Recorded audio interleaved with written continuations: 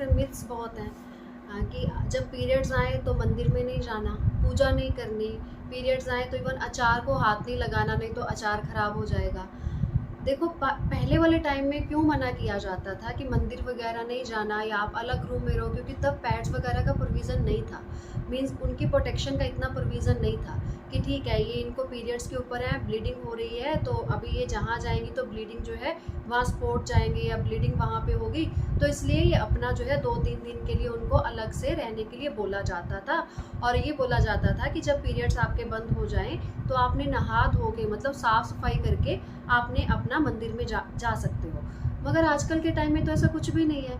आजकल के टाइम में तो जो है पैड्स का प्रोविज़न है, इवन आजकल के टाइम में टैम्पून्स का प्रोविज़न है, मेंस्ट्रुअल कप्स का प्रोविज़न है, तो ऐसी तो प्रॉब्लम किसी को आती नहीं है। साफ़ सफाई का पूरा प्रबंध है, तो अपना मंदिर में जा सकते हैं, कर सकते हैं, तो इसमें किसी तरह की कोई प्रॉब्लम नहीं है।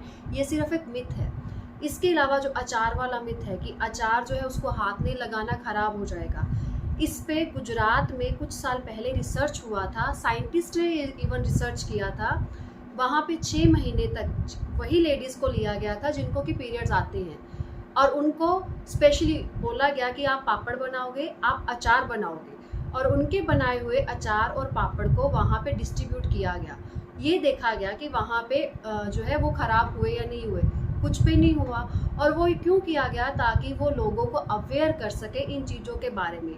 और इस पे पूरा रिसर्च पब्लिश हुई है, अगर आप खुद पढ़ना चाहते हो, शक्ति नाम की बुक है जिसके लास्ट में ये रिसर्च पेपर पब्लिश हुआ है, जिसमें ये सारी डिटेल दे रखी है। तो उससे आपका ये मिथ भी टूट जाएगा कि अचार हाथ लगाने से उन दिनों में ये ख़राब हो जाता है, ऐसा कुछ नहीं होता है। अब मैंने बात करी बच्चों को आप जो है इसके बारे में अवेयर करो। इसमें सबसे इम्पॉर्टेंट रोल तो देखो माँ बाप का है। मदर ज़्यादा खुल के इसमें बच्चों के साथ बात कर सकती है, इवन उसमें वो फादर को साथ बिठा सकती है, ताकि कल को अगर मदर आउट ऑफ स्टेशन है या किसी काम में बिजी है तो बच्चा फादर के साथ भी इस पे बात कर सके। अब मदर को इस अवेयर जो है बच्चों को करते हुए पूरे अपने जो है बच्चों को साथ बिठाए, अपने हस्बैंड को साथ बिठाए। इसके अलावा स्कूल्स जो है बहुत इंपॉर्टेंट रोल प्ले कर सकते हैं। स्कूल बच्चों में इसको जो है प्ले के द्वारा समझा सकते हैं, छोटे छोटे बच्चों को एक्टिविटीज़ के द्वारा समझा सकते हैं। जैसे फॉर एग्जांपल 8 या 9 साल का वो बच्चा जिसको पीरियड स्टार्ट हो चुकी है, उसको इन्वॉल्व किया जा सकता है। दूसरा, जिसको होने वाले हैं वो स्टेज पे उसको इन्वॉल्व किया जा सकता है। जो उनसे थोड़ा बड़ा बच्चा है 13-14 साल का, उसको इन्वॉल्व किया जा सकता है। और जो टीचर है वो एक डॉक्टर का, काउंसलर का, गाइड का रोल प्ले कर सकता है, ताकि उनके जो क्वेश्चंस हैं उनकी क्वेरीज को वो टीचर वहाँ पे बताएगा, और ताकि बच्चों को वो सारी खुल के वहाँ पे वो बात कर सके। इसके अलावा जो है एक मेंस्ट्रुपीडिया मैगजीन आती है जो कि स्पेशली बच्चों के लिए बनाई गई है। उसमें सारे कार्टून कैरेक्टर हैं, और उसमें कार्टून कैरेक्टर से बच्चों को जो है पीरियड्स के बारे में सारी डिटेल्स जो है वो बताई गई है। आप वो मैगज़ीन जो है वो ले सकते हो, वो मैगज़ीन मंगवा सकते हो, और बच्चों को वहाँ से उसके बारे में जो है बता सकते हो। अगर आपको लगता है कि मैं नहीं बोल पाऊँगी, मैं नहीं बता पाऊँगी, तो आप वहाँ से बता सकते हो, उस मैगज़ीन के थ्रू बात कर सकते हो। अब लास्ट में अब बात करते हैं कि इन चीज़ों को जो है सबसे ज़्यादा ज़रूरी है खुल के बात करो, जो कि बहुत ज़रूरी है, क्योंकि घर पे भी हम ऐसे करते हैं। इवन सेंट्री पैड की अगर बात होती है, वहाँ पे उसकी एडवर्टाइजमेंट आई, क्या करेंगे, बड़े उठ के चले जाएंगे, या बच्चों का ध्यान जो है डाइवर्ट करने के लिए कोई और बात शुरू कर देंगे। अच्छा ये बता, आज सुबह स्कूल में क्या हुआ था, आज वहाँ पे तुम ट्यूशन नहीं गए, एकदम से डाइवर्ट कर दे कि बच्चा उसकी तरफ, टीवी की तरफ देखे ही ना, जो कि बहुत गलत है।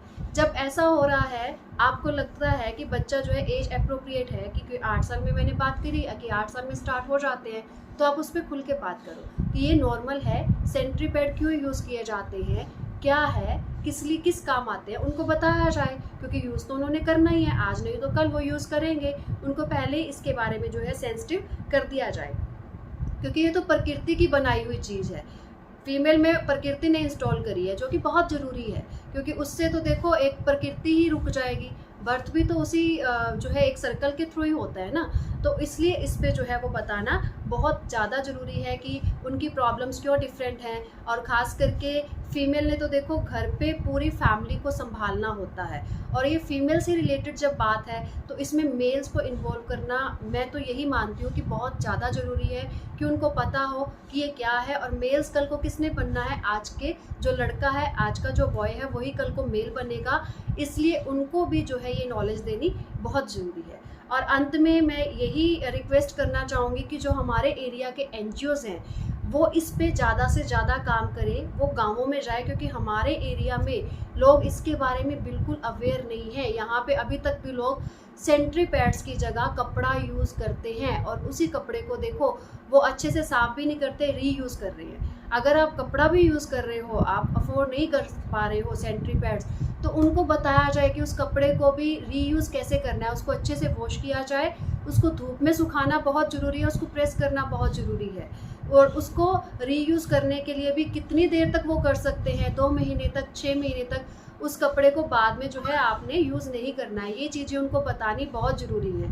एनजीओ जो है इसके अलावा जो सैनिटरी पैड है वहाँ पे डिस्ट्रीब्यूट कर सकती है, और सबसे ज़रूरी जो एनजीओज़ हैं वो इस तरह के सेमिनार्स लगा सकते हैं और वहाँ पे उनको साइकोलॉजिकल चेंजेस के बारे में, फिज़िकल चेंजेस के बारे में सब बताया जाए, ताकि ये जो एक मिथ है जो हमारे एरिया में ख़ास करके इस चीज़ पे है कि बोलना ही नहीं है, बात ही नहीं करनी है, उसको तोड़ा जाए। और लास्ट में यही रिक्वेस्ट है कि इन टॉपिक्स पे जितना ज़्यादा हो सके खुल के बात करो, खुल के जो है बोलो, ताकि जो है आप इस जनरेशन को ख़ास करके एजुकेट करो।